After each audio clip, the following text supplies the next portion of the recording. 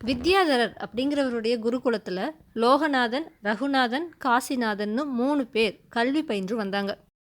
இவங்களில் காசிநாதன் படிப்பில் முதலாவதாக முன்னேறி கொண்டிருந்தான். தன்னுடைய குரு ஒரு முறை சொல்லறத கவனமாக கேட்டு அவன் புரிஞ்சுக்குவா.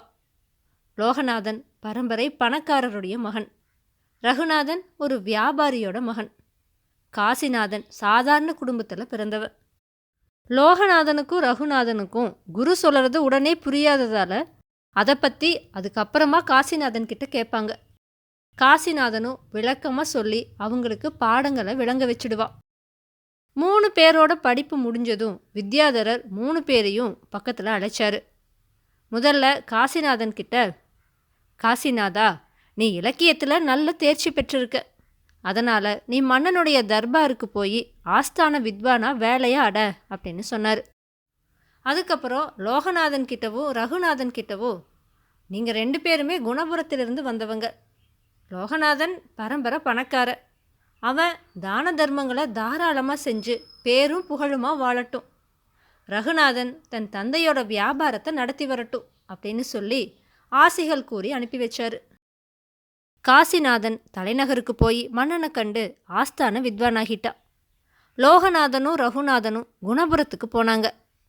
லோகநாதன் தன்னுடைய குரு சொன்னபடியே தன்னுடைய வீட்டுக்கு யார் வந்தாலும் உபசரித்து உணவு அளித்து அனுப்பி வச்சா.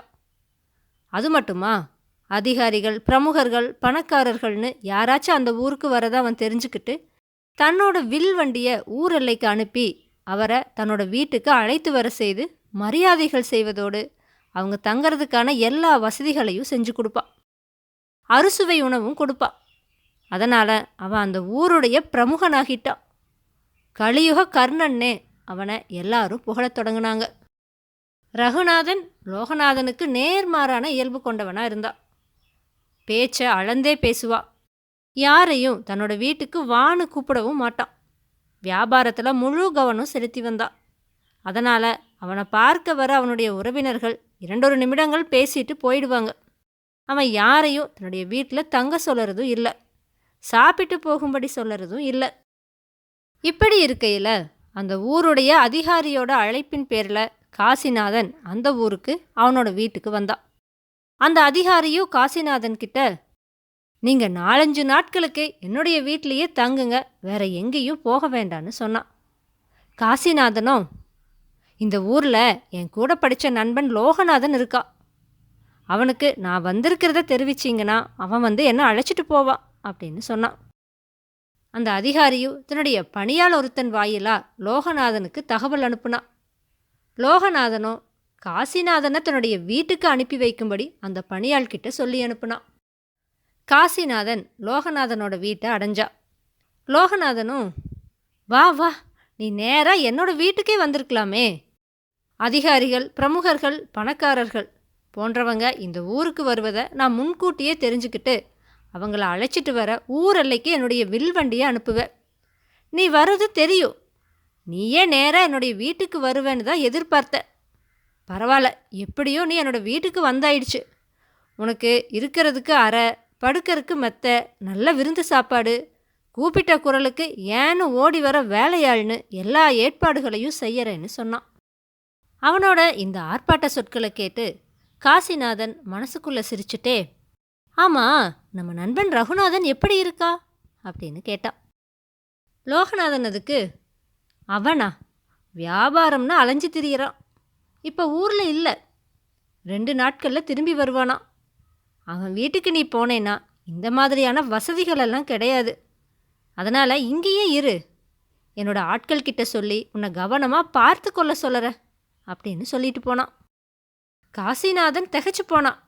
வசதிகள், ஆட்கள், உணவு எல்லாம் கிடைச்சு லோகநாதன் கூட உட்கார்ந்து பேச முடியலையே. 2 நாட்கள் கழிஞ்சதும் ரகுநாதனை போய் பார்த்து பேசி அவனோட இயல்பு எப்படி இருக்குன்னு பார்க்கலான்னு நினச்சா. ஆனால் அடுத்த நாள் காலையிலேயே ரகுநாதன் லோகநாதனோட வீட்டுக்கு ஓடோடி வந்து காசிநாதனை பார்த்து, காசிநாதா, நீ என்னோட ஊருக்கு வந்திருக்கேன்னு கேள்விப்பட்டதும் வெளியூரில் இருந்தனா என்னோட வேலையை பாதியிலேயே விட்டுட்டு ஓடோடி வந்த, வா இப்போவே என்னோட வீட்டுக்கு போகலாம் அப்படின்னு சொல்லி அவனோட கையை பிடிச்சு இழுத்தா. காசிநாதனும் உடனே அவன் கூட கிளம்புனான். லோகநாதன் அப்ப, இங்கே பாரு காசிநாதா, அங்கே இந்த மாதிரியான வசதிகள் எல்லாம் கிடைக்காது. அதனால் நீ போயிட்டு உடனேயே வந்துடு அப்படின்னு சொல்லி 2 பேரையும் அனுப்பி வச்சான். காசிநாதன் ரகுநாதனோட வீட்டுக்கு போனான். லோகநாதனோட வீட்டில் இருந்த வசதிகள் அங்கே இருக்கலை. ஆனால் ரகுநாதன் பரிவோடு தன்னோட நண்பனை கவனிச்சுக்கிட்டான். வீட்டில் எல்லாரும் சாப்பிட்ற எளிய உணவு தான் அவனுக்கும் கொடுக்கப்பட்டுச்சு. அவன் கூட ரகுநாதனுடைய குடும்பத்தவர் சிரித்து பேசினாங்க. காசிநாதனோட மனசு மகிழ்ந்து போச்சு. அன்னைக்கு சாயங்காலம் லோகநாதனோட வேலையால் அங்கே வந்து காசிநாதன் கிட்ட, ஐயா, உங்களை அழைச்சிட்டு வர சொன்னாங்க. இங்கே உங்களுக்கு அங்கே இருக்கிற மாதிரியான வசதிகள் இல்லாததால் நீங்கள் உடனே அங்கே வந்துடணும் அப்படின்னு தெரிவிக்க சொன்னாங்க. இப்போவே கிளம்பி வரீங்களா அப்படின்னு கேட்டான். காசிநாதன் அதுக்கு, இங்கே பாருப்பா, நான் அங்கே வரலை, இந்த வீட்லேயே 4-5 நாள் இருந்துட்டு தலைநகரத்துக்கு போக போகிறேன்னு சொல்லி அனுப்புனான். வேதாளம் இந்த கதையை விக்ரமாதித்தன் கிட்ட சொல்லி, மன்னனே, காசிநாதன் நன்கு படித்தவன், குருகுலத்தில் மாணவர்களில் முதன்மையாக இருந்தவன். அவனுடைய நண்பர்களான லோகநாதனும் ரகுநாதனும் தமக்கு தோன்றிய சந்தேகங்களுக்கு எல்லாம் அவனிடம் விளக்கம் கேட்டு தெரிந்து கொண்டவர்கள். இப்படி அவர்கள் மூவரும் நெருங்கி பழகியவர்கள். காசிநாதன் சாதாரண குடும்பத்தில் பிறந்தவன். லோகநாதனோ பரம்பரையாக வந்த பணக்கார குடும்பத்தில் பிறந்தவன். ரகுநாதன் பெரும் பணக்கார குடும்பத்தில் பிறக்காது போனாலும் வியாபாரத்தால் போதிய வசதிகளை பெற்ற குடும்பத்தில் வந்தவன். எனவே இம்மூவரும் குருகுலத்தில் நண்பர்களாக சமநிலையில் பழகிய போதிலும் படிப்பை முடித்துக்கொண்டு அங்கிருந்து வெளியே வந்த பின் அவர்களது போக்கில் மாற்றம் ஏற்படத்தானே செய்யும். எனவே லோகநாதன் தன் அந்தஸ்திற்கு ஏற்ப படாடோபத்தோடு நடந்து வந்தான். அவனுடைய நண்பனான லோகநாதன் எல்லா வசதிகளை செய்து கொடுத்த போதிலும் அவற்றை விரும்பாமல் அது மாதிரி வசதிகள் இல்லாத ரகுநாதனின் வீட்டில் சில நாட்கள் தங்கிவிட்டு தலைநகருக்கு செல்ல தீர்மானித்தானே, இது சரியான செயலா? லோகநாதனை மதிக்காதது போல ஆகிவிடாதா? என்னுடைய இந்த கேள்விகளுக்கு சரியான பதில்கள் தெரிந்திருந்தும் நீ கூறாவிட்டால் உன்னுடைய தலை சுக்கு நூறாக வெடித்துவிடும்னு சொல்லிச்சு. இதை கேட்ட விக்ரமாதித்தன் வேதாளத்துக்கிட்ட, வேதாளமே, லோகநாதனின் உபசரிப்பில் பரிவு இல்லை, படாடோபமே இருந்தது. தனது பள்ளித்தோழன் தன்னுடைய ஊருக்கு வருவது அவனுக்கு தெரிந்திருந்தது. ஆனால் அவனைக் கண்டு தன்னுடைய வீட்டிற்கு அழைத்து செல்ல முடியவில்லை.